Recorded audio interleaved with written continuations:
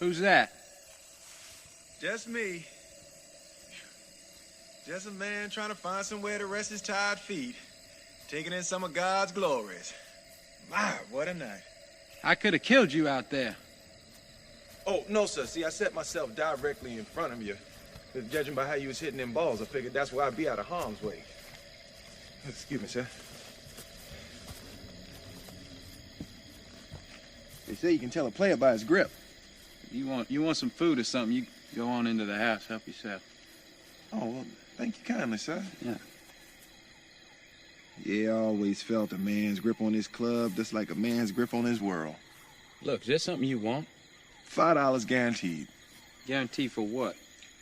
Well, it's a big match coming up. Mr. Jones, Mr. Hagan. A fella gonna be needing a caddy. You a caddy? Well, it depends. You a golfer?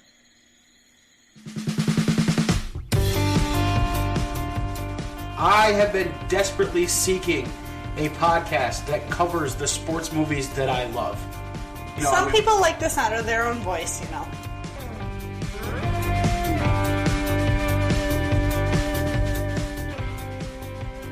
That is one of the maybe 5 movies ever that even to this day, when I watch it, makes me tear up. Tugs at my feels. What am I getting myself into? Exactly.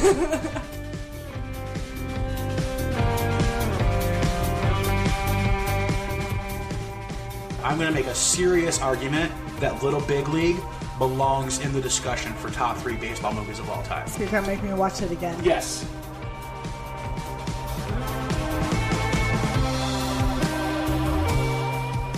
Did you say the title of the show?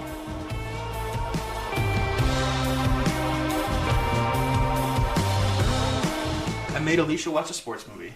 Welcome back to I Made Alicia Watch a Sports Movie. My name is Matt. I'm your host. Every week, I bribe my girlfriend Alicia with Milk Duds and Dr. Pepper, or in this case, a vanilla orange Coke, and make her watch a sports movie with me, and then we sit down and talk about it and break it down and see what's going on, see how she liked it. This week, Alicia, what did I make you watch?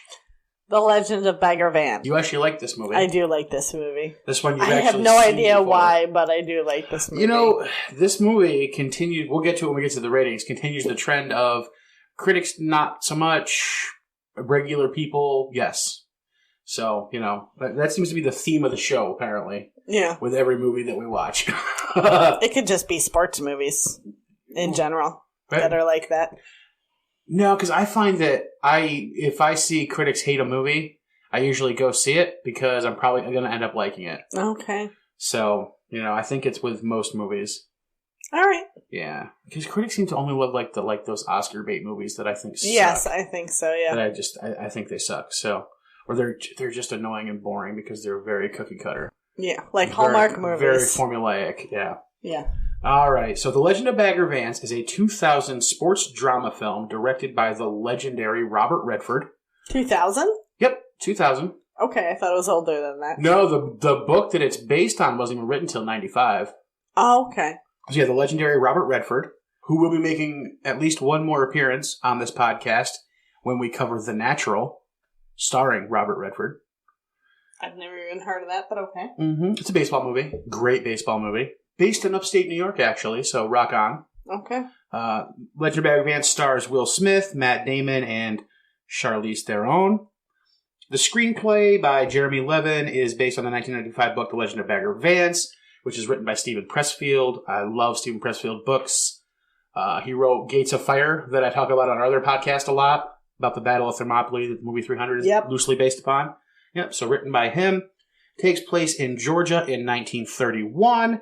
And served as the final role for Jack Lemmon and Lane Smith before their deaths within the next couple of years after the movie.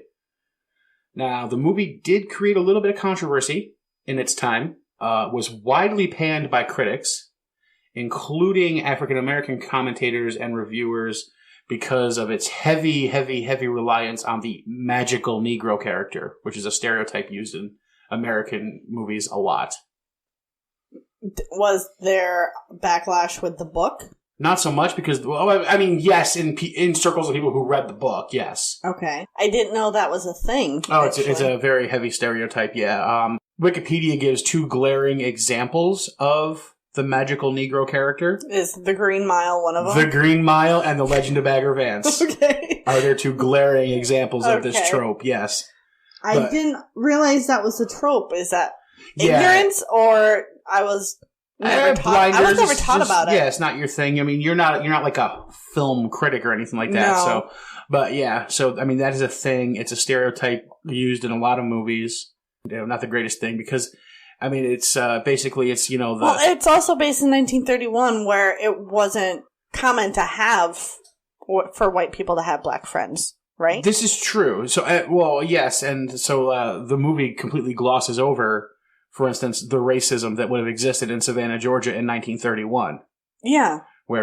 So it just completely glosses over the fact that there would have been a ton of people who tried to lynch Bagger Vance just for fucking being there. Did that happen in the book? No. But yeah, so it just kind of glosses over race and uses that pretty awful stereotype.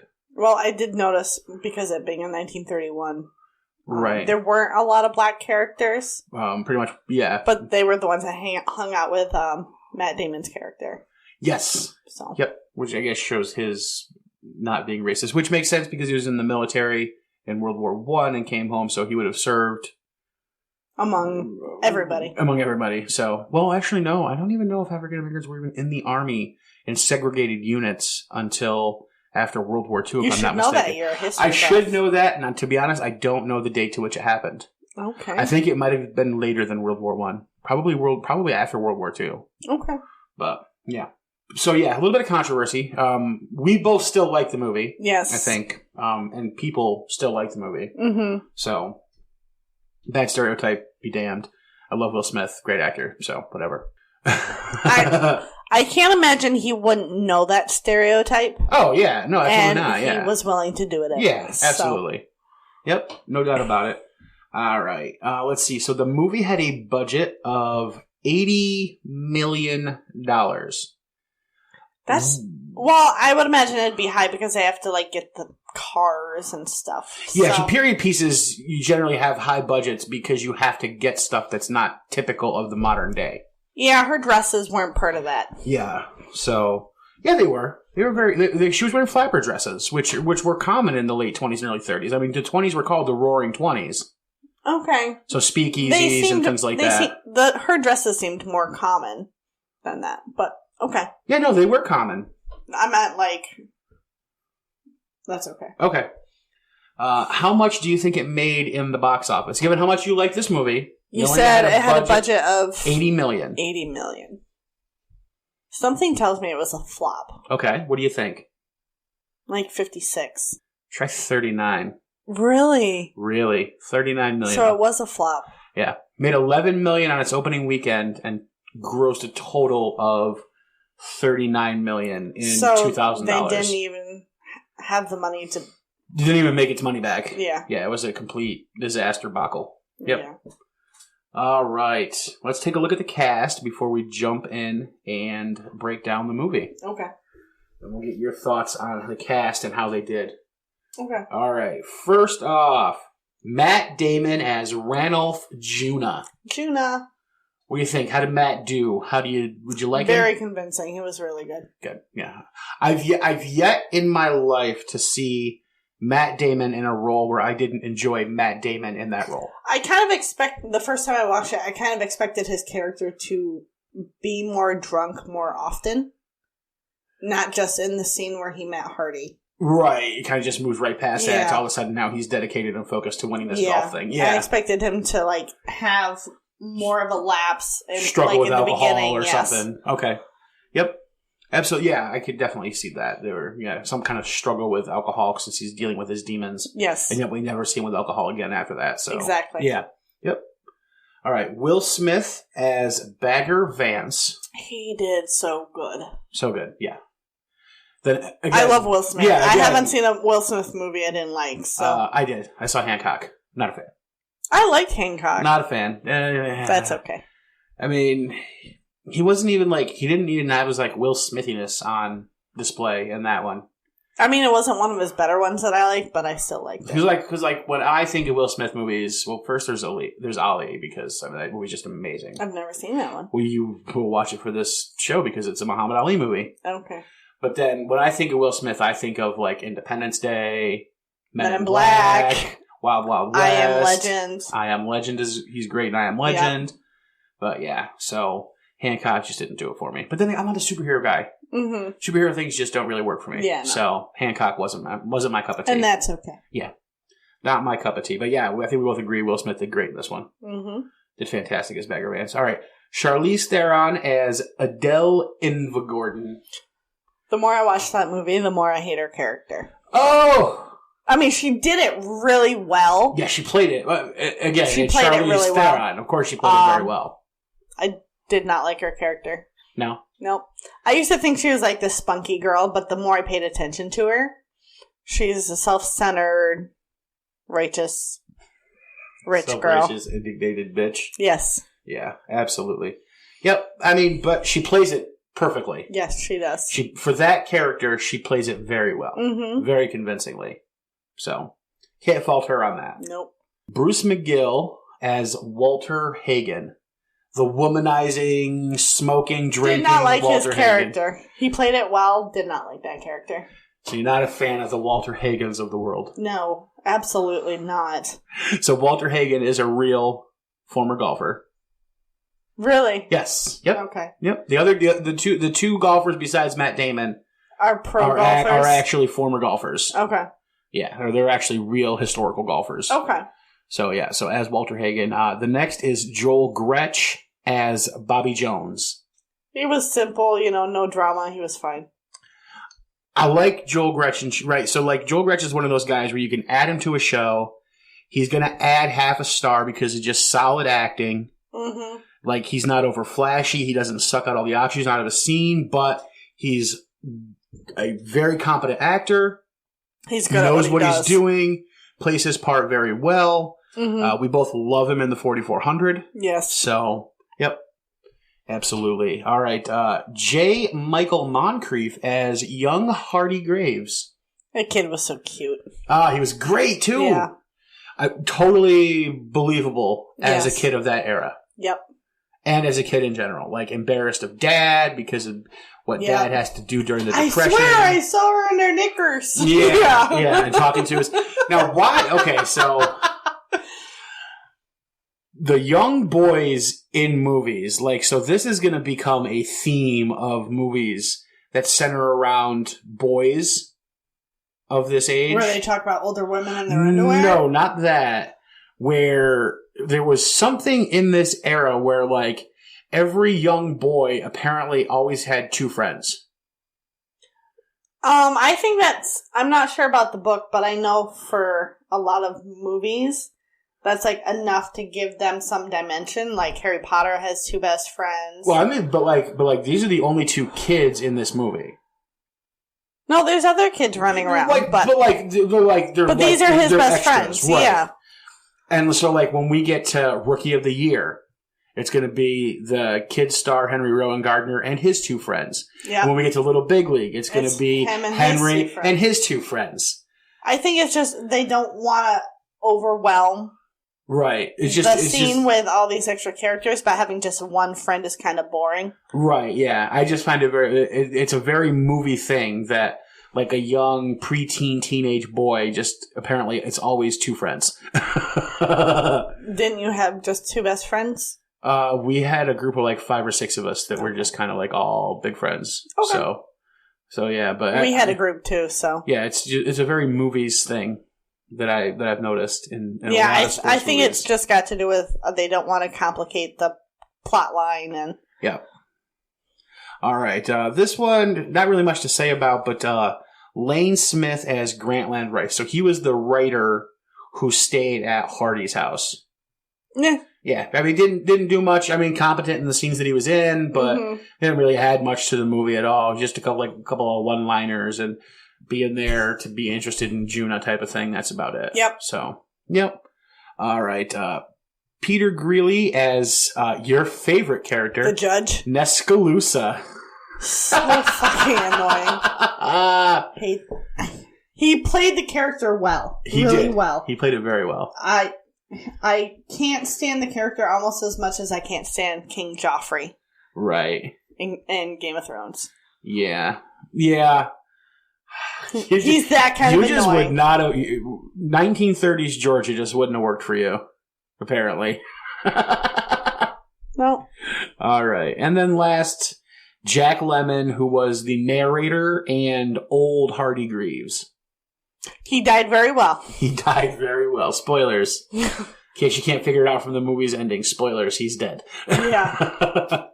Or from the beginning of the movie. He died right in the beginning. Yeah. So whatever. But, yep.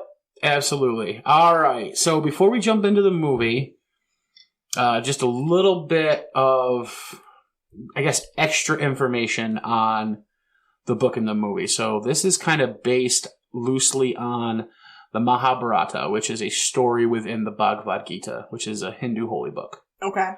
And so this is the story where I believe it's Krishna takes the form of Bhagavan, Bagger Vance, and helps out a struggling with his inner demons warrior named Arjuna.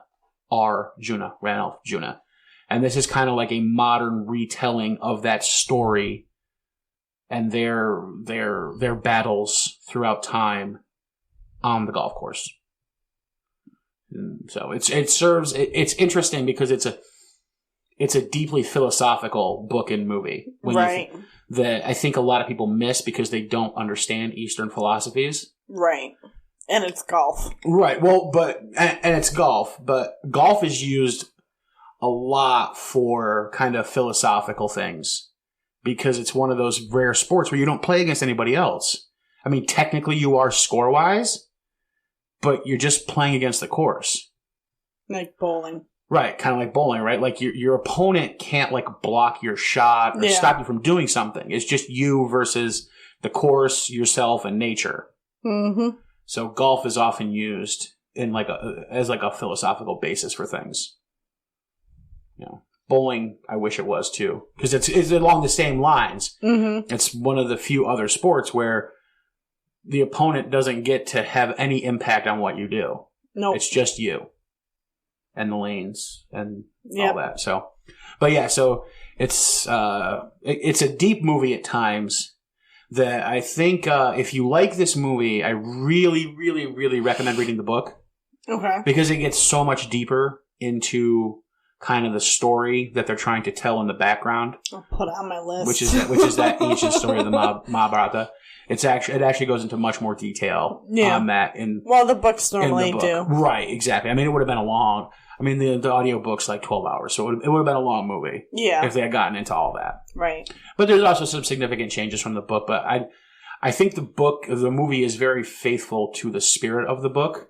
Which is good. Yes, it's very good. There's some notable changes, but nothing that's overly dramatic or that would make it weird or anything like that. So, yeah. Like I said, this movie fits the theme of this show where critics, not so much fans, but regular everyday people kind of are fans.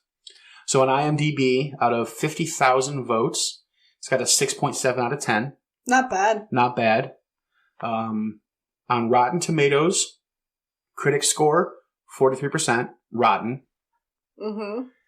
Audience score, out of 60,000 votes, 65%. Okay, so it's got like a 66%. So, yeah. So, again, right around the 65, 66, which is really close to the IMDb score. Yeah. And Roger Ebert actually gave it 3.5 stars. I think this might be the highest rated Roger Ebert movie that we've done so far. Yeah. So he actually gave it 3.5 stars, which is, considering the critical panning that happened of this movie, I'm kind of surprised that Roger Ebert went that high with it. Considering that most other critics were like, nah, it's not a thing. They don't all have to vote the same way. Right, no, they don't. So, but yeah, so 3.5 stars, I think, is pretty good from him on this movie. Yeah. Not bad at all, So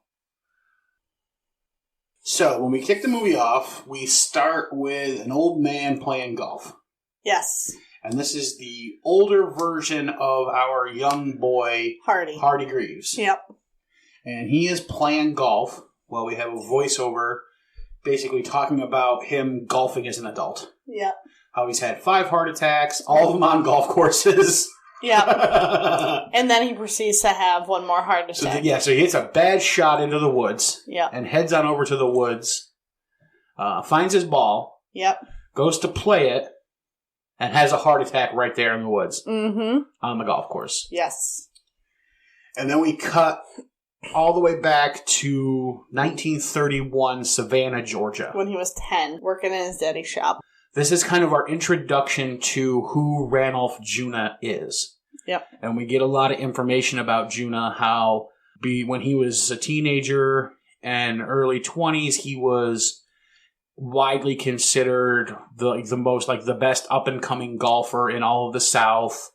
Won the Georgia State Championships, won the North-South Classic, things like that. So all over the South, he was widely considered to be the preeminent up-and-coming golfer who would take the title from the Bobby Joneses and Walter Hagens of the world. Yep. In the next few years.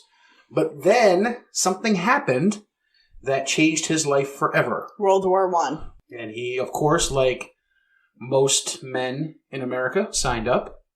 Now, was it World War I or was it World War II? It was World War I. This was World War I. World War II happened...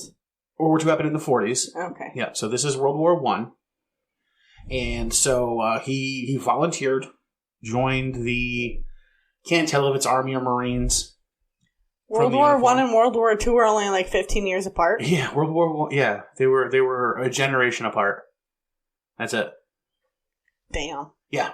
Yep. Well, because we can't get into a history podcast about this. No, that's fine. But World War II was directly caused by one of the factors was the peace that was forced upon Germany after World War I. Okay. And the demilitarization that it caused. And things like that. Okay. That led directly to World War II. Okay. So, but yeah, he signs up. He fights in World War I, and he goes, and we get a snippet of a battle. The Western Front. So he's definitely the Americans fought on the Western Front. Yep. And to me, if he's a Marine, then it looks to me like the battle is the Battle of Bellawood. Okay. So. And that is actually the battle where Marines supposedly get the name Devil Dog from. Okay. Because of how fiercely they fought the Germans and their propaganda. Supposedly, I think this is kind of mostly debunked, but supposedly called them the Devil Dogs of America, American Marines. And so the name sticks, and the Marines go by Devil Dogs now. Okay. It's one of their nicknames. Either way, he's fighting in a wooded area battle, and... we will come to learn that every man in his company is lost except for him. Yep. And he is, I'm assuming, a captain, probably a captain. They call him captain. Okay, so he's leading a whole at captain, probably the XO of an entire company. Mm-hmm. So he loses his entire company except for him. Yeah, because Hardy calls him Captain. Captain Juna, that's right. Yep. So he's a captain, so he's leading an entire company. Made up of several platoons. And he loses all of those men except for him. He's the only survivor. Yeah. Which means instantly he's going to be racked. We know that we're going to have a character racked by survivor's guilt. Yep. Because that's just the way it works. PTSD plus survivor's guilt. Yep. He's no good on the field, so he gets honorably discharged. Right. So he's discharged from the Army. Or Marines, whatever. Whichever. From the military. Yep. And goes... basically missing for about 10 years. In the books, we get a little clarification on where he is during this time. Yeah. In the movie, we don't. Right. But so, in the book, he actually goes to the Far East. Okay. And studies Eastern philosophy. And also ends up having a kid with a French lady. Who we meet in the books as an adult woman later on. Okay. Not mentioned in the movie Not mentioned in the movie at all. No. But in the book... that is part of his character line. Okay. Yep. And that's actually, so in the book, that's actually where he meets Bagger Vance is when he's in the East. And Bagger Vance is kind of becomes his guru, who actually teaches him Eastern philosophy, Hinduism, and Eastern religions. Also his friend, because I don't think he's paying him to be there. Right, yeah, no, basically, yeah, so, I mean, yeah, so like his legit guru, not like a paid guru, but like an actual, like his personal guru and friend. Okay. Yeah, but in the movie, none of that happens. We basically fast forward 10 years to Juna coming home to Savannah. Yep. And gets out of the cab or the car that's driving off from the train bus. station, whatever it is, and immediately is set upon by Charlize Theron, Adele Invergordon, who hasn't seen him in 10 years. Yep. Who he was dating before he went off to war. Yep. Yep. And they have for their interactions later on, kind of heated, but not too bad. Where she basically just says, "I'm over you," blah, blah, blah, and walks away. Yeah, we don't really see the conversation, but I assume it's, you've been gone 10 years, you haven't... No letters, nothing, and... Can't send me a tweet. Even though it's just a shot of, like, their feet, he looks like he's just, like, standing there and taking it. Yeah, he looks broken. Yeah, like, looks very broken. He really doesn't care. Yeah. But he doesn't want to go through. And so she's mad. He's not responding, so she stomps off. Yeah. She's trying to get some kind of, and I think that it might be right. It's definitely PTSD with him because she's trying to get. And this is going to be a common theme throughout the movie is trying to get emotion out of Juna because he's so robotic for a lot of it. Mm-hmm. But then, like there's these moments usually where he's doing well at whatever he's trying to do, that you see this, like, the emotion and the brightness in Matt Damon's face. Mm-hmm. Whereas throughout a lot of the movie, you don't see any of that. It's very, even when he's feeling bad, like, it doesn't even look like he's feeling bad. It's just like this very blank look. Like he's almost not even there. Yeah. So I think Matt did a really good job portraying the different, like, the emotional roller coaster that is this kind of week for Randall Juna. Yeah. Did a very good job.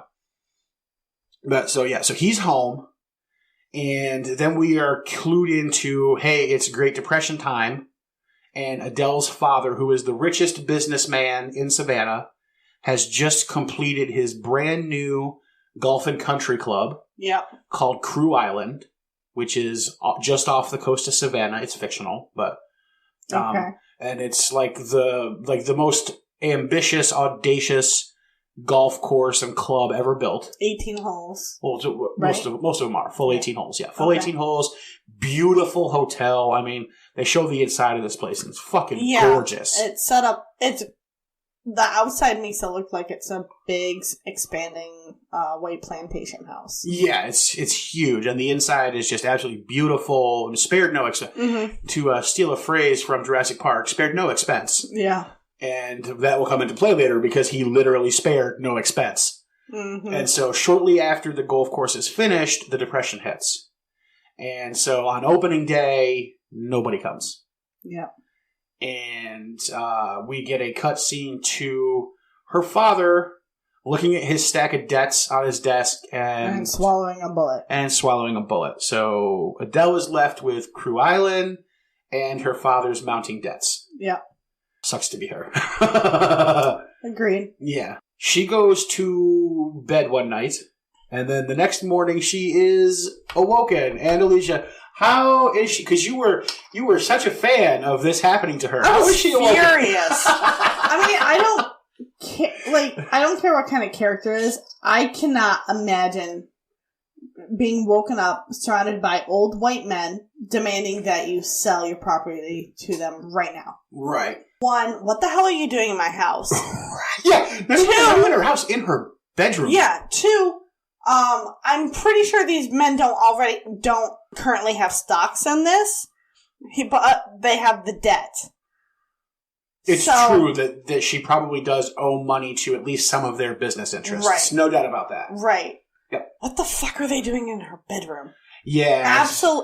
No, absolutely not. This could have waited till later in the day when she woke up. Right. But yeah. They're literally taking advantage of the fact that she's a woman, and they're assuming she has no idea about how to do anything with Crew Island. Yeah. So she wakes up, and they demand that she sells them Crew Island at 10% of what her father paid for it. Yeah, 10 cents on the dollar. Yeah. For what he paid for it. They're willing to pay. But they only want the land. Yeah. Because as you said, they're going to sell it to a paper mill. Yeah. So the place just wants the trees on the island. Yeah. So they don't care about any of the golf course. Nope, they'll trash the place. Right. They'll just rip it apart. Yep. And so she'll sell it to them. They'll give her like 10% of what it's worth. So like $10,000 or whatever. Yeah. I would assume probably like $100,000. I assume that this is, even in those dollars, even in that day, this is probably, $100,000 property. Yeah. So easily.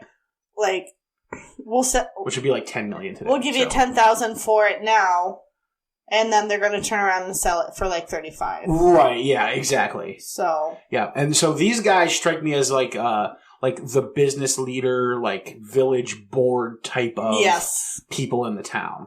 So the old white the men. important men, right? Yeah. If you're looking for a movie that lays out the patriarchy for you, this is it. This is the movie that shows you the patriarchy. Yep. No, I want to. In that sense, it's very true to the time. Old white men should not be sneaking into a woman's bedroom. I agree. That that's a little weird. Yeah, that's very weird. It doesn't matter if you're there demanding money. Right. Don't fucking do it. Yeah. No, I completely agree. But they do it. This is ridiculous that this would even happen. Like, this is one of those, there's many stretches that the script takes. This is a stretch. Like, this isn't going to happen. First of all, she's going to have, like, some kind of a housekeeper or something that's going to be like, yeah, you just wait here. I will get Miss Invigordon for you. Just hang out in the parlor. And then she'll be down and we'll do brunch and tea or whatever. Yeah. So, yeah. But, I mean, I think that they do it just kind of like make an impact. Like, to show kind of like how pushy they are being about her selling the place. Yeah. I think that's why. I think that this scene really hammers that home. You know. It does. Yeah. For good or bad, I think it really hammers that home. But anyway, she refuses. Good for her. And tells them that she's going to end up she will be paying off all of her father's debts somehow. Mm-hmm. But and they demand an answer now. Yep. So she just off the fucking cuff, good on her. Off the cuff, decides that she's going to have an exhibition golf tournament with the winner getting $10,000, and it's going to be between the two greatest golfers in the world at the time, Walter Hagen and Bobby Jones. Yeah. And the men are floored. Like, you really think that just because you ask, Walter Hagen and Bobby Jones are going to come play golf at your course? And she's like, yeah, no problem. Got it all under control. Mm-hmm. Like, the ink's already dried on the contracts. Don't worry about it. So then we cut to her out trying to convince Bobby Jones and Walter Hagen. What killed me even more was not only were they dumb enough and desperate enough to wake her up, they sat around basically yelling at her while she was getting dressed. No, I think she was still wearing her night clothes and her robe. No, because when she left, during that meeting, when she said, I'll show you, and cuts to the next scene and she's putting her hat on, she's now fully dressed, and they're still there yelling at her. Yeah. Well, they want their money. No, they want to sell What's the rap song? Bitch better have my money? Yeah, something like that. But yeah, so she heads out now to convince Bobby Jones and Walter Hagen to come play in her exhibition tournament. Yep. And so first she visits Bobby Jones. Yes. And she said it had something to do with the American Red Cross. So of course she's invited in. Yep. And then she of course strokes Bobby Jones's ego, talking about all the golf tournaments he won. So he was the first man to win the Grand Slam. Yeah. Yeah. Were you impressed by his list of accolades? No, not really. Should I be? He's the first man to win the Grand Slam. All 4 major championships at one time. In 1 year. In 1 year. And while he was doing it, he was also attending 3 different colleges. Yeah. While earning advanced degrees from 3 colleges. Yeah. And 2 of those were played in Britain, which means he also had to fly across the Atlantic. Yeah. Or take a boat across the Atlantic to compete. Yeah. In those ones. So, rather impressive. And he did it all in a calendar year, right? So, 12 a calendar year. So, January to December, he won all 4. Like, for instance, Tiger Woods has won a Grand Slam. He had all 4 major championships at one time, but it wasn't a calendar year. Gotcha. So he did it like the last one of 1 year, and then like the first 3 of the next. They called it a Tiger Slam because it wasn't technically in the same calendar year. as Bobby Jones. But yeah. So, yeah, super impressive, Bobby Jones. I mean, and the fact that his character does this, but he legitimately retired on top. Like, won the Grand Slam and then retired from golf. Yeah. All right. Yeah. Like, he's one of those sports stars that retired on top. Like, he was at the top of his game. He probably could have won so many more tournaments and made so much more money playing. Retire? Because he wanted to settle down. He didn't want to have to travel around the country and the world playing golf. He had young kids. Okay. He had a law degree that he wanted to actually practice law. So that stayed in the yeah. So it was true to who Bobby Jones, how he was. So, and then she goads him further after rubbing his ego. She goads him further by saying it was such a shame that he beat you on your own course. Right, like that profligate Mr. Hagen, who. Wasn't it him who whooped you by 12 strokes on your own course last year? Yeah.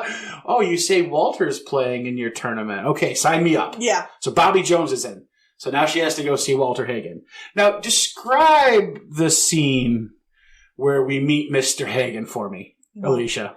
Oh, my God. You got this prostitute. No, not a prostitute. That's his girlfriend, I'm assuming. I don't think so. Groupie, maybe? His lady of the night, whatever. His lady friend. Laying on the floor on her stomach. She's very top-heavy. Yes. So she's got a nice little triangle there between the floor and her chest. And he's playing golf. He's putting into it. Yeah. Just putting balls into between her boobs. Yep.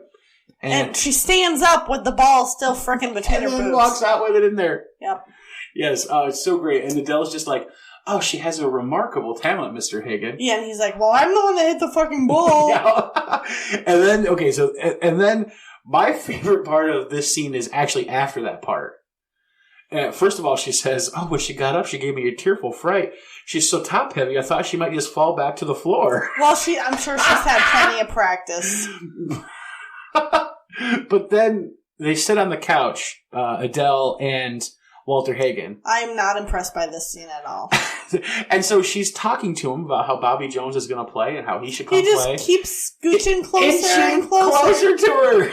Just every 3 seconds. It's just a little inch over and a little inch over. So he's the womanizer of the movie. Yeah. Thankfully, he doesn't actually do anything. Well, no, he's not rapey, but I don't think he ever would have to be raped, right? Because right. I mean, he's a rich sports star. Yeah, he's a rich sports star. So, I mean, he probably had his pick of any woman he wanted to, really, at the time. I mean, you're talking about the Great Depression, this guy's rolling around in a Rolls Royce. He's got money, so I think he's fine. Probably does just fine with the ladies. Yeah. Without having to resort to rape and shit. So, he also agrees to play in the tournament. So then Adele heads back to Savannah and bursts in on a meeting of the same group that had burst into her house. Yeah. She bursts into their the village chambers or whatever and tells them that both Mr. Jones and Mr. Hagen have agreed to be in her golf match. Mm-hmm. And then just turns around and walks out and slams the door. Yep. So I like her spunk. Yeah. I know you don't like her character-wise. No, I like her spunk. She's got a lot of spunk and a lot of attitude. And because that wasn't common for women. And it really wasn't. No, it really wasn't. It took a very special kind of woman to do that. Which maybe is why her character's like she is, because it makes it more realistic that she would be this spunky. Because she was never taught not to be. Right. So, it kind of, her whole character makes sense to me. So, after Adele tells the menfolk that Mr. Bobby Jones and Mr. Walter Hagen have accepted her invitation to play in her golfing match, we have a big town meeting. Yeah. With lots of people to determine... Lots of old white men. And young white men, too. Oh, that's true. Their sons are there. Right. That's it. So, plenty of white men and Adele in the room. Yeah. And they need to determine... They want a local champion to play in the match as well with Bobby Jones and Walter Hagen. Otherwise, they're not going to, quote-unquote, support it. Right. Now, I understand them wanting a local champion. Right, but saying it's an ultimatum, because it's a woman's golf course. It's a women's tournament. Like, I understand that, but there are other considerations as to why they wouldn't support it. This match will significantly tax local resources. That's true. So, during the Great Depression. During the Great Depression, when local resources are already taxed to the max. That's true. So it's completely understandable that they're hesitant about wanting to have it. Mm-hmm. And so having a local champion that will get the local people invested in it is, I think, a smart move. Yes. So, I mean, you can say, oh, the patriarchy. Like, this is kind of like the one part where, like, I'm not down on the patriarchy. Okay. In this movie. Okay. Like, there's not many parts of this movie I can say that, but in this part, I think that it's a smart move on their part wanting to have a local champion. Okay. They throw a few names around. One guy's some 80-year-old who can hardly walk. Yeah. And somebody's like, need to have 2 caddies, one to carry his bag and one to carry him. 3 to carry his caddies, 1 to carry his bag, and 2 to carry him. Oh, that's right, 2 to carry him. That's right. Yep. So good. But our young hero, Hardy Greaves, stands up and says he knows who can play for Savannah. Yep. Who's that? Juna. Ranulph Juna. I always get his first name wrong. So I just call him Juna. Yeah, Ranulph Juna. Captain Juna. Who is born and bred Savannah. And has kind of been, like, hiding for the last year or so at this point. Yeah, part of the local aristocracy, or at least before he left. Mm-hmm. I mean, judging by the fact that he owns an entire plantation, I'm assuming that his family had money. Yeah. So it doesn't seem to work, and yet still has money. So yeah, I'm assuming he's well off. Yeah, he probably comes from money. So yeah, yep. People are like, well, we don't know where he is, but it sounds like a good idea. Hardy's like, I know where he is. How do they not know where this guy lives? Who knows? Well, because nobody's seen him, right? Right, but then nobody knows where he lives. But then after Hardy's done talking to him, yeah, they're all miraculously in his living room. Little plot hole. They have no idea where to find Juna, but they find Juna. They find Juna just fine after Hardy shows up anyway. Yeah. So yeah, but yeah, I know. Every time I watch it, I'm like, oh, you could have done better. Like, just one little spot right there, you could have done better, and then it'd be okay. Like one little line of dialogue change, but oh well. So Hardy jumps on his bike. And heads on over to Juna's plantation. Yeah, to enormous applause, which I find really weird. Well, yeah, it's the South. They're weird. Especially, it's the old South. Yeah. And the deep South. A little weird. So, but yeah, so he heads on down to Juna's. The main house is empty. No one's there. Yeah, it's a dusty cobweb. It doesn't look like anyone's actually been living there. Right, but we found out Juna is living there. Yeah. But, He heads around the back out to the old slaves' quarters. Is that what they were called on the plantations? They were slaves' quarters, yeah. So he heads on out back to the old slaves' quarters. Because there's light and noise there. Yep, music and people talking, and there's lights, and Juna's in the back playing poker with a bunch of men. Yeah. Yep. And these guys are funny. First of all, Juna's smashed hammered. Yep. And so are the other guys. And says he's not. Yeah. Yeah. Well, he says he ain't drunk enough. There's not enough whiskey in the whole state of Georgia to get him drunk enough. That's true, yeah. And then we get his discussion of killing brain cells, and the memory cells is the hardest sons of bitches to kill. Well, that's true. But Hardy says, well, look, I volunteered you to play in the golf tournament. Yeah, real helpful. Jones and Walter Hagen. Real helpful, kid. I just volunteered you. It's all good, no problem. Yeah, and Juna's like, well, I must be drunker than I thought. And then the one guy who is like, I'll caddy for you. And then like 3 of the guys are like, I'll caddy for you too. Like, I'll carry your bags. I'll carry the balls. I'll carry the little tees. And then the one guy sitting across from Juna is like, and I'll carry Juna. Well, yeah, because he's a raging alcoholic. Yeah. Well, not after this scene, he's not. Not after this scene. Yeah, exactly. Oh, boy. Yep. Yeah, that was the one thing I didn't understand. The man's a raging alcoholic with PTSD. And, well, they make it seem like he's a raging alcoholic. In this one scene. And then he's completely sober the rest of them. Juna's like, well, I'm done. I'm going to bed. So he goes inside. Hardy follows him in. Hardy just follows him in, follows him inside. Like, what the fuck? It reminds me of those Dennis the Menace comics where the kid won't leave the old man alone. Mr. Wilson! Yeah, exactly. Exactly. Yeah. So Juna goes in, plops himself down into a chair covered with a sheet, pours himself some more scotch, and just sits there. While all the local men are in his house. Yeah, so they just appear in his living room, like, when he, like, opens his eyes and looks. Mm-hmm. And they're all just standing there. They're like, oh, well, we're trespassing for a good reason. Yeah, for good purposes. Don't you worry about it. We need you. We need you. You have to play in the golf tournament. And Juna's like, nope, not going to happen. Mm-hmm. They get Nescalusa, the pastor, he's very thought he was a fiery. Judge, pastor, he's very fiery. Yeah. You know, we need a man with thunder in his fist. Yeah, he's got like team spirit or whatever it is. Team spirit. Spirit fingers. He's got big time spirit fingers. Yeah, he's big on making his town big. Yeah. Yep. But he's got a lot of Savannah pride. But Juna tells him no. Says, look, I can't play. I lost my swing.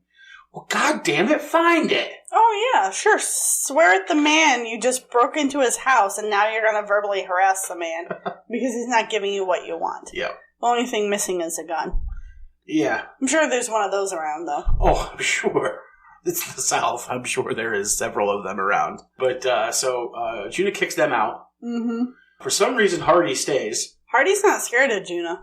Yeah, he just parks himself in another chair and pretends to be asleep because Adele shows up next. Yeah. It was kind of weird. It was kind of like the wind picked up and something was blown in on the wind kind of drama bullshit. And she's just standing there with her arms crossed all pissed off. It reminds me of the music video for Total Eclipse of the Heart. Where you get like those, like the little, like the sheer curtain thing's blowing in the wind. Yes, exactly. I love that music video, and this TV show this movie did not do it justice. But yeah, so Adele's there. Yep. She's mad that he won't play because she wants to have her golfing match. And Juna, and he just seems to ruin everything in her life. Yeah, well, it seems to be. I think that was the war. And it wasn't Juna's fault. Juna did not start the war. Well, no, obviously. But, she's a self-entitled rich white girl, yes, I know you don't like her. I know. He's like, what'd you come here for? It's a little late for romancing. And she's like, would that do it, Juna? Would you play in my tournament if I fucked you? Yeah. And Hardy's like eyes wide open. Let me peek around the arm. What? Yeah, let me peek around the arm of the couch. And Juna's like, well, yeah, sure, that'll do it. Yeah. So she gets on to getting on. And she strips down. She's peeking at Hardy. And Juna's like, don't worry about him. He's sound asleep. Yep, fast asleep. No problems here. Just get on to doing what you're doing. So Juna knows Hardy's awake. Yeah. Too. So she parks herself in his lap. Yep. And nothing. She's in her slip. Yeah. She's in her slip. She's like, now should I just run and jump on top of you, or would you like some preliminary romancing? Mm-hmm. And Juna would like some romancing. Yeah. And so she sits in his lap and starts to make out with him. And like you can see him like internally struggling because they show his hand a couple times, like starting to like go and hold her, but then he pulls it back both times. Yep. So, Juna, wake up. He's got his demons. Yeah, he does. He definitely has some demons. And then, since he's not getting himself involved, she gets pissed and leaves. Mm-hmm. And Juna tells Hardy, all right, your education's over. Get on out of here. Go home. Yep. And still has not agreed to play in the tournament. No. But for some reason, middle of the night, drunk, heads out to the backyard with a lantern, his golf clubs, and some golf balls, and starts hitting golf balls. Yes. For a man not playing golf, not going to be playing golf is a pretty interesting thing to do. I guess he's just checking to see if he can find a swing. Maybe find that swing. And so he's out there hitting really bad shots that he can't even see because it's the middle of the night. So and he hits this guy in the head, right? Is that what happens? No. So a man, Will Smith, Bagger Vance, comes walking up right in front of him out of the darkness. And no reaction. Juna goes, I could have killed you. And Bagger Vance says, Well, no. I set myself straight in front of you. Judging by how you was hitting them balls, I figured that was the safest spot to be. Juna offers him some food, but Bagger Vance tells him, I'll be your caddy. For $5. $5 guaranteed. And make sure it's guaranteed money. It's guaranteed because the caddy actually gets 10% of the winnings, which would be $1,000. Mm-hmm. But all Bagger wants is his $5 guaranteed. Yeah. He's like, he said something along the lines of, you're trying to push this $1,000 on me for someone who's not really playing in the tournament. Right, yeah. So Juna asks him, but you don't want $1,000? And he's like, well, you done already said you ain't going to play. Right. And if you do, judging by how bad you're doing, I can't imagine you're going to win. So from where I'm sitting, $5 guaranteed seems pretty good. Yeah. They get to talking. Bagger, I love Bagger because Juna keeps trying to go and take shots, and Bagger just keeps interrupting him by giving these little one-liner worldly pieces of advice. Mm-hmm. He's just I always thought a man's grip on his club just like his grip on his life and all this. Didn't nonsense. he say something about the best shot he'd ever seen? Was it in 1919 or something? So we'll get to that. That's right at the very end of this little interaction. And so Bagger and Juna get to talking. And Bagger starts placing balls for him while Juna takes 2 bad golf shots. Mm-hmm. And so Bagger goes through this, somewhere in the middle of everything that was, everything that is, and everything that will be, we're going to find your swing. And on that third one, he puts down the ball, and Juna just cracks a perfect shot. Straight down the middle, nice and long. And that's when Bagger goes, I ain't seen a swing that sweet since a man in the North-South Championship in 1916, and that was Juna. Yep. When he won that tournament, yep. So, Bagger Vance is going to be Juna's caddy. Yeah, if you put this in, today's, you couldn't have a stranger walk up on you and just have that kind of interaction without someone being extremely skeptical. Oh, these days it's kind of hard to go off the grid. Yeah. It's very hard to go off the grid these days. I mean, up until the 70s and early 80s, you could go off the grid. Mm-hmm. Today, now it's illegal. Today it's impossible. Yeah. Mm-hmm. And probably illegal. Yeah, exactly. I mean, it's illegal to collect rainwater, for Christ's sake. Yeah, well, in certain places. In New York State, it's illegal. Yeah, well, But anyway, so the next we jump cut to the next morning. Juna says. Juna walks into the next meeting. Yep, the next meeting at Nescalusa's office, I assume. Yep, with, what's her face there? Adele's there along with the other men. And he says that he's going to play. And then he looks at Adele and tells her... Even though you didn't keep your promise. Yeah, I should have let you finish what you started. Yeah. At least I has something to show for it. She's like, I have no idea what you're talking about, son. He's like, well, I could tell these men if you want me to. She's like, you will not. Yeah, shut up. So these two are great on screen together. Charlize Theron and Matt Damon. Absolutely. They're great on screen together. Mm-hmm. So we can just kind of yada through. Then it was the next scene is basically everybody showing up. Hagen shows up. Joan shows up. Yep. And we get the introduction scene where they're in front of the whole crowd. All their accolades are being expressed. And we get good applause for Bobby Jones. We get good applause for Walter Hagen. And then there's a roar when Juna's announced. Yeah. And Walter Hagen goes, boy, Bobby, I think we are the underdogs here. Yeah. Yep. And Hardy and his 2 friends they're trying to be in the tree. 2 of them are in the tree. Yep. Hardy and one of his friends. The other friend is having trouble. He almost gets there, and then he lets go, and he just falls out of the tree. Oh, it's so funny. Yeah, that was funny. Poor kid. Yeah. Poor kid. Get up, scrape, dust off, try again. Yep. Oh, man. But, yeah. And then, this is where we learn that Captain Juna is the only survivor from his entire company. Yep. But he won the Medal of Honor. Yep. So, good on him. Shit, that's fucking impressive. Well, normally when they're the only survivor, they do. It depends on what they do. That's true. And the majority of Medal of Honor winners are not around to collect their Medal of Honor. That's true. After this whole thing, we cut to Juna and Bagger Vance, and Juna's packing a bag because he's fucking running away. Yeah, real quick. And Bagger's like, there's a storm coming, and there's nothing in the sky. It purposely shows this beautiful, clear sky. Bagger Vance steals a pair of Juna's shoes. He's like, these are pretty nice shoes. You mind if I keep them? And Juna's like, I don't fucking care, whatever. Yeah. So Juna runs away, gets in the car, hops and drives off. We get the poor folk of town swarming his car because he's their local champion, and now all of a sudden Juna feels bad. Yeah. So he's got to stay and play. Yeah. Because he's the only thing giving pride to Savannah right now. Mm-hmm. I thought this was another weird shot because you get the shots from the sides where he's like passing these people and they're cheering him on, and then you get the front shot of him driving, looking out the windows, and there is nobody behind the truck. He's passed like 8 or 9 people by now, and there's nobody behind the truck. They then went back to their work. Yeah, but then you get to the next shot, and they're swarming around all sides of his truck. Yes, they swarm his car at the schoolhouse. Yeah, so there had to have been people behind the car. Okay, so well, bad screen. Okay, well, I'm not going to take off any points for it. I will give them this technicality. I will give them this one. Yeah, okay. But so we jump to the golf course, and that storm that Bagger Vance was talking about is here. Mm-hmm.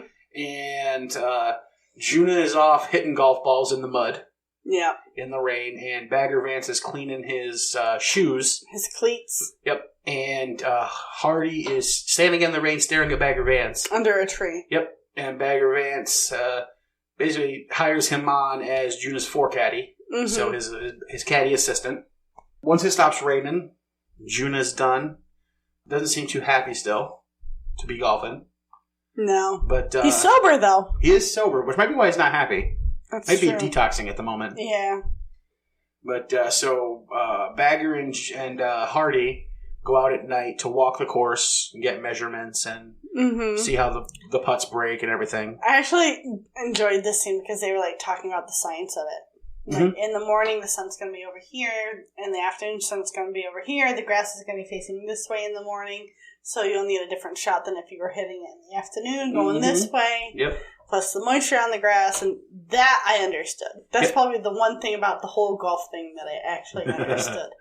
Yep. So because the ball will go the way the grass is. So, yes. Yep, absolutely. So the slopes will affect the break, but even on a flattish putt, the way the blades of grass bend will affect the way that it rolls, yes.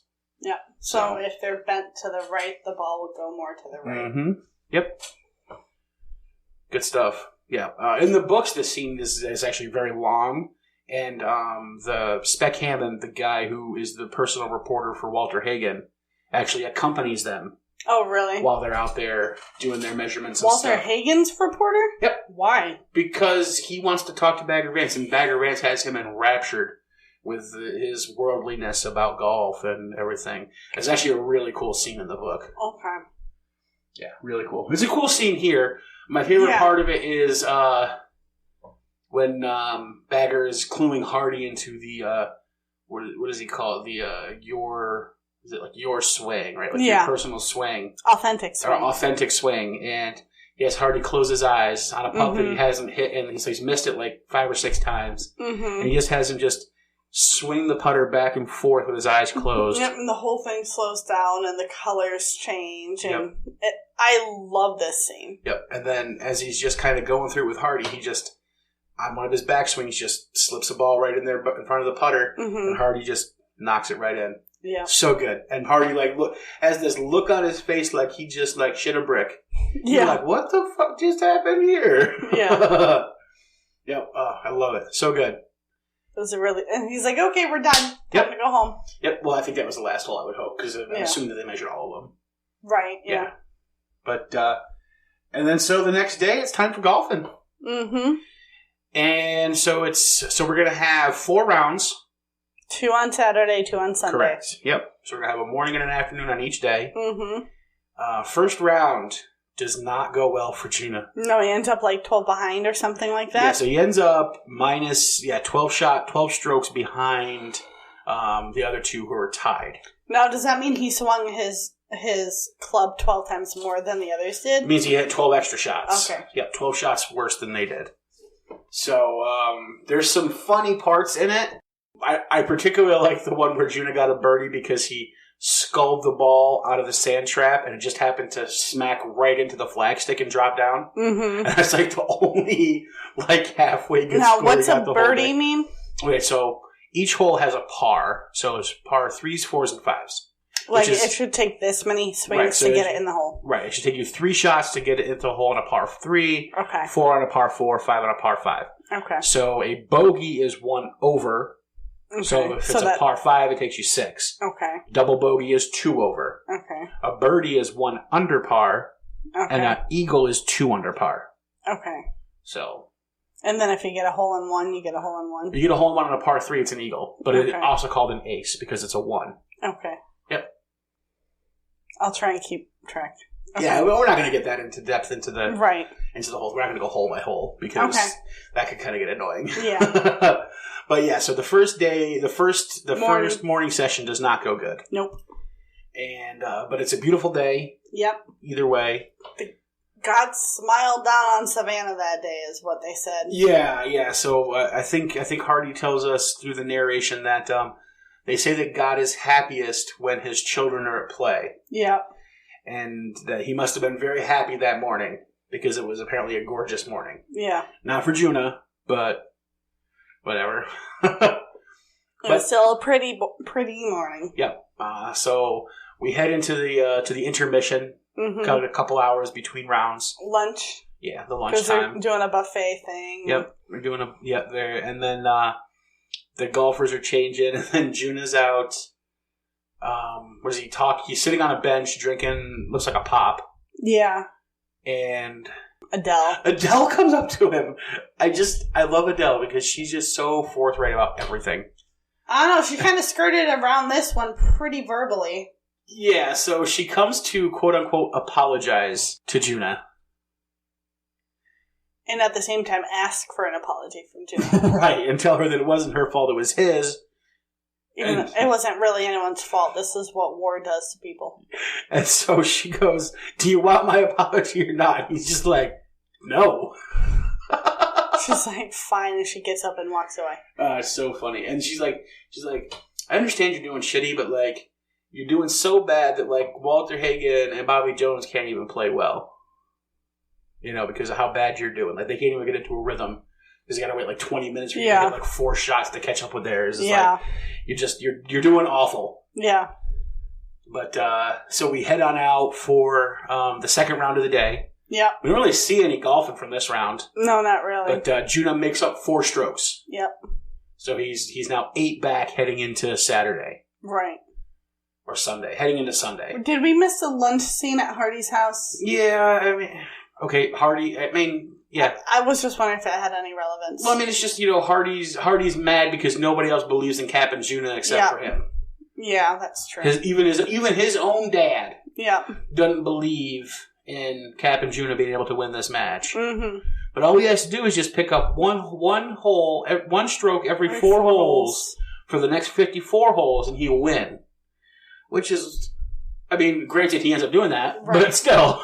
Yeah, it's still a difficult thing to do. Yeah, nearly impossible. Yeah. You're going, you're 12 strokes down, going on to 3 rounds left. That's pretty hard to come back from. Mm-hmm. Pretty damn hard to come back from. But yeah, so the second round goes a little bit better for Juna. Mm-hmm. This is where Bagger Vance introduces Juna to the field and the authentic swing. Mm-hmm. And basically gets inside of Juna's head. Right, because he was saying, "Oh, sure, pick your poison, pick your own golf club. It's a game." Yep. So that was during the second one. Yes. So the field was in the third. Yeah. So so Bagger Vance just kind of lets Juna kind of do his thing, and helps him out a little bit, but not too much. Yeah, it doesn't give him much of. It's like, oh, pick a club, any club. Yeah, but he manages to pick up 4 strokes in that second round. So he's 8 strokes back, headed into Sunday. Bagger has to remind him it's just a game. Mm-hmm. So don't stress yourself out over a game. And so the next day... Wasn't there another argument between Juna and Adele at dinner that night? They had to do the photo things and everything. Yeah, so they got the dinner meeting thingy, and the black tie affair. Yeah, and he kisses Adele, and she said that's about 12 years too late. Yeah, pretty much. Yeah. Walter Hagen invites Juna to accompany him playing exhibitions across the country. Yep. So just like this tournament, but other ones where he expects Juna to lose. But then he'll split the money with him 70-30. That's a horrible. Walter Hagen's the big name. Like, nobody... I'll just make his name bigger. Yeah. Randall Jr. ain't no big name outside of Savannah, so... I know, but to always lose? No thanks. Why? The Washington Generals always lose, and they continue to play the Globetrotters all the time. It's not as uncommon as you would think. Oh, really? Yeah. In exhibition sports. Like wrestling? Well, I mean, any sport can have exhibitions. Okay. I don't know enough about sports. Yeah, any sport can have exhibitions. Okay. But yeah, so that's what he wants to do, is do exhibitions. Where basically, they go play like, $5,000, $10,000 for a weekend like this. Juna loses, but still gets paid $3,000 type of thing. So, yeah. Gotcha. But yeah. So dinner does not go as well as Juna was hoping. He was feeling like getting frisky with Miss Infidel. Or Miss Adele Infidel. Infidel. Miss Infidel. She's having none of that. No. But she gets a little sassy with him. Oh, yeah. So we head on to the... next morning? The next morning, where Bagger tells Juna all about the field. And basically, this is another short view of this round, because this one goes by pretty quickly. Yeah. But... and he's fallen behind again, though. Doesn't he? Because... No, that's going to be the fourth round. Yep, somewhere in the fourth round. Right, yeah. So the third round, basically, Juna's introduced to the field, where he can find his true, authentic swing. Basically, get out of the way, and we get some cool shots, like where Juna's lining up, and then we get like the flag and everything like compressing back to him, so it like shortens the golf distance of the hole, so it makes it like easier to hit. And things like that. It's really fascinating. The book goes into it in even more detail. Yeah. It's really cool. But all of a sudden, Juna's having fun. He's in the zone, and he is winning. And I think he finishes, even? They were all even. They were all even at the end of the third round. Yep. Which is pretty impressive. Yep. And then they go to start the fourth round, and Adele just has to get her... Yes, she just has to fuck with him. This bitch. She couldn't wait till after her damn exhibition to say how she really felt. Yeah. Instead of now getting in his face about the last 12 years he was missing. Yeah, this bitch. So she's like, fuck the war, what about me? Yeah, so she drags him behind a tree. Yeah. And basically says, now listen, I don't want to interrupt your golfing, but I'm going to interrupt your golfing. Yeah. What the fuck? You could wait till this is all said and done. Yeah, exactly. But it doesn't seem to affect his game right out of the gate. Right out of the gate, no. But he does get a little over cocky here, and he goes full tin cup on a hole and tries like 3 times to get on the green from the bunker. Yeah. With a driving iron. Doesn't work. Ends up in the water hazard. This is the one where it fell on the beach, right? Where it ends where it ends up in the bunker. He tries to hit it. The lip is too high. He tries to hit it with a driving iron. Hits the driving iron into the lip of the bunker. Comes back into the bunker, and then hits it out again. This time gets it over the lip, but doesn't get enough distance on it, and it ends up in the water hazard. Yep. So he has to take a drop. Right. So he was all even before this shot, and he ends up dropping 2 or 3 shots here. So he's like 2 or 3 back again. Yep. Because he got overconfident. Like, it was... was it overconfidence, or was he trying to impress the lady that just pissed him off? No, because this is like holes and holes after. So this is probably like several hours after that. Okay. I mean, it takes a couple hours, 2-3 hours to go through a round of golf. So this is probably a couple hours after that happened. Okay. But, yeah. But he gets I think that's the thing is, right, he's feeling it now. Mm-hmm. Right? I think that's the thing. It's not anything Adele says. It's he feels like the old Juna playing golf. And he's tied with the two best golfers in the world at the time. So, of course, he's like on cloud 9, feeling like I can do no wrong. Yep. And then he goes and does wrong. And then he goes and gets overconfident, overplays that hand. And even Bagger tells him, look, take your wedge out of here and, just lay up. And then Juna tells him, look, I'm getting there in 2. Mm-hmm. And so Bagger tells him, there's a time to hit that shot. There's a time not to. Yeah. It's time to hit it and a time to leave it in the bag. And Juna's not having any of that. Yep. He's going for it in 2. Doesn't make it. No. Unfortunately. And so we proceed on. I think he drops another stroke here or there. Mm-hmm. And he ends up like 4 back. Yeah. And then we come to, I don't know what hole number it is. They don't ever tell you what hole number. They tell you a few hole numbers, but we don't know what hole number it is. But Juna ends up driving it into the woods. Yep. And his PTSD kicks in. Yeah, so he goes into the woods to chase after it. And you can tell it looks exactly like the woods scene where he fought his last battle. And you can see the sweat on his face. You can hear his breathing. They mellow out the background and they throw in gunshots and yelling and you get that kind of soundtrack. Yep, absolutely. But then all of a sudden Bagger Vance is right there next to him. Yep, and he snaps back. Snap back to reality, yeah. And this is where this is it kind of chops down the actual story in the book, but Bagger basically tells him, look, this is the part that you love is where, because your jaw dropped when he said it the first time you saw it. Because, Juna's like, it was so long ago, Bagger. How can I not be over it? And Bagger's like, no, it was just a moment ago. Yeah, because that's exactly what Adele said when he said it was 12 years ago. Yep, just a moment ago. It's almost like Bagger knows everything everyone else is saying because he tends to say the things that he has said to other people. Yep. And they occur to him, too, not just these people he is saying these things to. Right. He lost his swing. It was only a moment ago. Yeah. Those kinds of things. Yeah, it's almost like Bagger Vance is some omniscient deity or something. Yeah. Interesting. Almost but everyone can see him. Yeah. Yes, everybody can see him. Right around this part of the movie is where we get one of my favorite parts where Nescalusa and them are chasing Bagger Vance down the course. And, they're being like, him and Adele are like, it would appear to me that you know as much about being a caddy as I know about, what did she say, driving a locomotive? Yeah. And he's... I think that was said back in round 1, though, when he was 12 behind.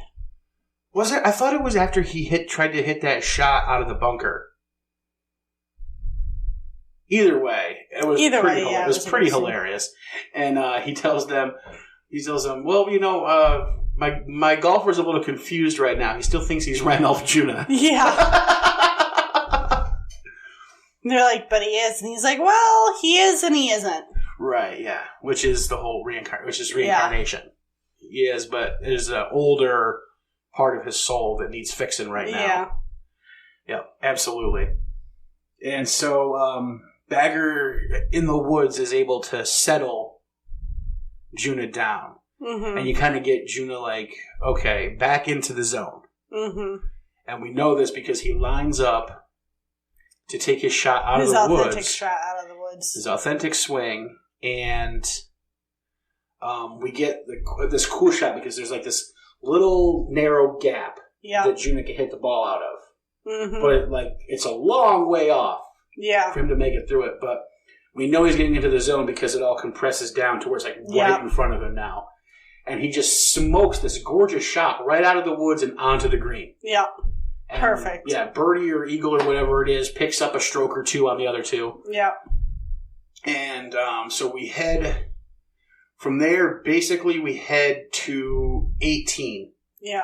Juna is, what is he? 1 stroke down or tied? I think he's 1 stroke down, heading into 18. No, I think because he was tied again, and That's then right. he had to lose. No, he was one ahead, I think, because he had to lose one in the end when the ball rolls. No, he doesn't. But that ends up keeping him tied. So he's tied. Yep. So he's fought all the way back to tied, Mm-hmm. going into the 18th hole. Yep. And it's getting dark. Yep. And so they tell the golfers, look, we can call it because it's getting dark. And Walter Hagen says, which is completely correct, these people will string us up alive. It's what? if Yeah, we they're don't on the finish last this. hole. Yeah, if we don't finish this, we will get murdered. Yeah. All the golfers are like, there's only one hole left, so Yeah. we might as well. Yep. So they all take their first swing, and then everyone's told to go back and get their cars so we can have more light. Yep. So Juna and Bobby Jones put their tee shots in the fairway. Yep. Where does Walter Hagen end up? The ocean. On a little sandbar, conveniently. Because, Yeah. he wasted his time going to actually see instead of just, taking a drop and trying it again or whatever. Because most people would have gone to see if it landed on that little sandbar. They would have Right. just assumed it was in the water and gone. Yep. But so he's going to play it from there. Mm-hmm.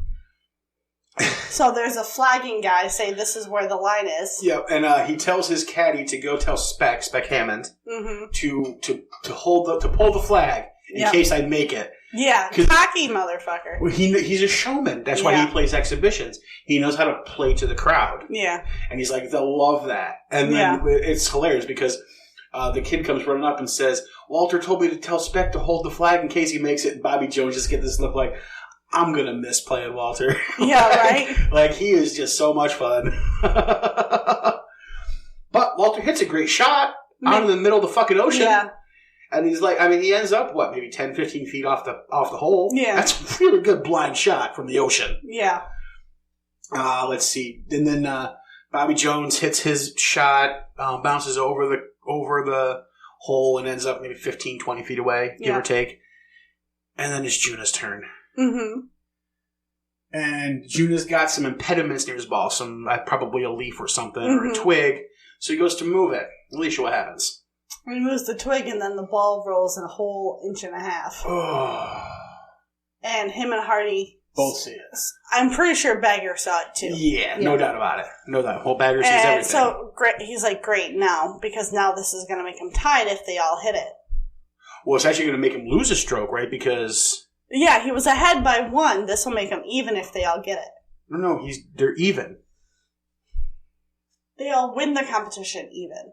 Right. So he was one ahead. No, because the other two end up two-putting, which is why he has to make his putt to remain even. Oh. Because they end up two-putting, and he makes this long 30-footer for his par. Right. So, yes, so they all end up hitting the same number of strokes. Okay. But he would have won without this penalty. That's right. Because he would have, and then he hits the one putt, and then he picks up one stroke and beats both of them. Okay.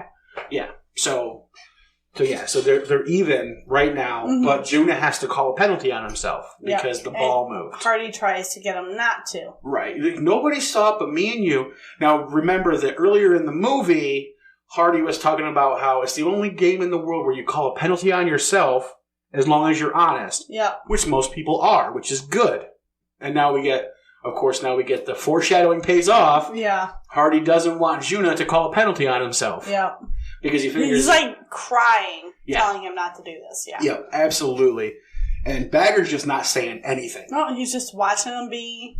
Yep. And so... Juna. Yep, so Juna calls over the official. Yeah. And the other golfers. Yeah. And says, look, I moved an impediment and the ball moved.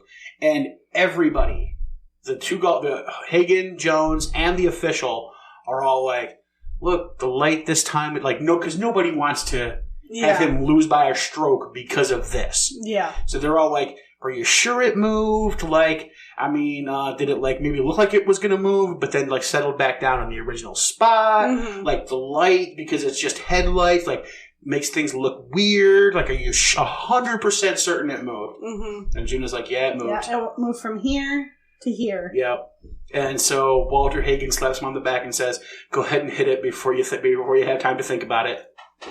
Yeah, So, and just before he takes his last swing, Bagger says goodbye. Yep. And so Juna's getting ready, and Mm-hmm. then Bagger says he calls Hardy over and tells him he's going to take over. Yeah. So good for Hardy. Hardy going to make some serious money. Yeah. He gets his $5. He does. He's Juna's like, you're leaving. He's like, yeah, but before I do, it's not about a matter of $5. It was guaranteed. He just loves that guaranteed. Yeah. So Juna gives him $5. Mm-hmm. Because he's like, you don't need me anymore. Yep. He does, because this was like the final test. Mm-hmm. And he passed with flying colors. Mm-hmm. And so Nescalusa did not happy. Yeah. He's got one swing left. Let him go. Yeah. So Nescalusa, he tells Bagger Vance that he will make sure he never caddies in Georgia. Now Bagger Vance ain't a caddy. Yeah. Make sure you never caddy in Georgia again. He's like, yeah, fuck you. Middle finger over the shoulder. Yep. So funny. But yeah, so Bagger just kind of heads off into the darkness. Into the sunset. Yep. And Juna gets ready to go. He tells Hardy, don't worry about the bag because you don't have to carry it far. We're already at the green, so just go stand by your dad. Mm-hmm. And then so Juna hits his shot. Makes it. No. He chips onto the green. After his penalty shot, he chips onto the green. Okay. And so they head up to the green. Juna's got, I'm saying somewhere, looks like it's about 15 to 20 feet. They're all in kind of like the same distance range. It's got a bunch of little dips. Yeah, so it's going to break like two directions. And first, Hagen misses his putt and then taps in. Mm-hmm. Jones does the same thing, misses his putt and then taps in. So they both two putt. Yep. So they're both in 4 on a par 4. Okay. So now Juna's sitting 3, which means that if he makes this putt, they tie. Yeah. If he misses it, he loses by a stroke. Yep. So the zone shows up again. The field shows up again. And it highlights the putt path for him that he needs to take. Yeah. And so he hits it, and we get this nice, beautiful shot of this putt breaking like 3 different directions, and then right into the cup. And the crowd explodes. Yeah. And everybody goes crazy. Because Juna tied the 2 greatest golfers in the world. I'm not a golf person, so the excitement... For you was not the golf. Yeah. Yeah. Yeah. You like this movie because it's a philosophy movie masquerading as a golf movie. Yes. Yes, absolutely. Yep. It's like Zen in the Art of Motorcycle Repair. I could give 2 shits about motorcycle repair. Yeah, exactly. Yep. But, so... that solidifies the legend of Ranulph Juna, who tied the 2 greatest golfers in the world. And I guess he got back with Adele, what's-her-face? I'm assuming he got back with Adele and Gordon. They got their kiss. Yeah, that's right. So. That's right. He did get that kiss. Mm-hmm. And then as the crowd roars, we get a cut of Bagger Vance dancing a little jig on the beach as he's walking away in the sunset. Which the sun doesn't set on the East Coast. I don't have a problem with it. Very nitpicky on... I'm just saying. Holy crap. Very nitpicky about things. I'm just saying. Just enjoy the movie. Oh my goodness. There's plenty of movies that we're going to tear apart because they're bad. Just saying. But yeah, so Bagger's happy. Everybody's happy. And then we cut back to modern day Hardy. Yep. Getting up off... from his heart attack and walking back across. He's not going to the next hole. He walks back across the field. Yeah, gets up. First of all, gets up. Mm-hmm. So did his heart attack take care of itself? No, he died. Oh, he's dead. He's dead. Oh. People who are still suffering heart attacks aren't going to fall with a smile on their face. Right. So. Yeah. So. But I've known people to die of heart attacks with a smile on their face. Yeah. Your body gives you that, was it DMT or whatever? Yeah. But, yeah. And so he picks up his golf bag, or got the wheelie one, it's got a wheel cart, and heads across the golf course. And what's in the distance? Bagger Vance. Bagger Vance on the... Is waving him, saying, come with me. Yeah. Come with me, yeah. Interesting. So, I will admit, the first time I saw this, I didn't catch that he died. No? No. I did. No, I didn't catch that he died. And the ending is way different than the book. Is it? Much different. Like in the book, like Juna's daughter, who he had shortly after the war in Europe, comes into play at the end of the story.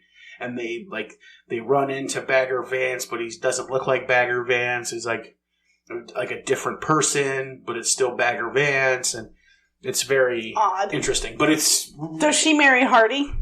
The daughter? Yeah. No, because Hardy is old.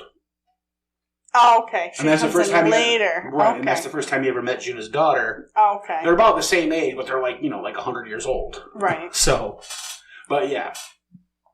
It was, so it's a good ending, and yes, I think we can both agree Hardy Greaves is dead at the end of this. Yep. I love the ending, though. It's a good ending. Yeah, it's a absolutely. very good ending to a movie. I don't understand how this movie didn't do better in the box office. I really don't, because it was so good. Oh, it's a common thing, unfortunately. Yeah, that's true. It is. All right. So, we need to answer some questions and get some ratings. Okay. So, what is your rating on this one? Out of 5. 4. You're going to give it a 4. I'm going to give it a 4. Beautiful. I am also giving it a 4. Well, I guess that makes it easy. That's pretty simple. That breaks out to an average of 4. Yeah. All right. Legend of Bagger Vance. Overall, yay, nay. Would you recommend it to others, even if they're not interested in golf? Yes, I would. Okay, good. Excellent. Let's see. I know you would, because you made me watch it. Yes, absolutely. Yes, I have made you watch this movie a few times. Yes. You know what movie we're watching next? I do not. We are jumping back into baseball. So the one with Charlie Sheen? No, it's not Major League. Okay, so is it the one with the kid as the manager? Yes, it is. What's that called? Little Big League. Little Big League. Little Big League. Yep, absolutely. Okay. With Ken Griffey Jr. and Randy Johnson and Lou Piniella and Mickey Tettleton and Jonathan Silverman, the guy from Weekend at Bernie's. Okay. It's a great movie. Good stuff. I like it. I think it's enjoyable. I find it funny. Little Big League. Little Big League. I legitimately can't help but put this in my top 3 favorite baseball movies. Okay. I think it's severely underrated. I think you're going to like it. You've never seen the whole thing completely. You've only seen bits and pieces of it. I've only seen bits and pieces, yeah. So you're going to have to sit down and watch it. It's funny as fuck. Okay. But, yep. So check back in with us next week when we break down Little Big League, and we'll see how Alicia liked that one. Yeah. Until then, have a good one, guys. Bye. Bye.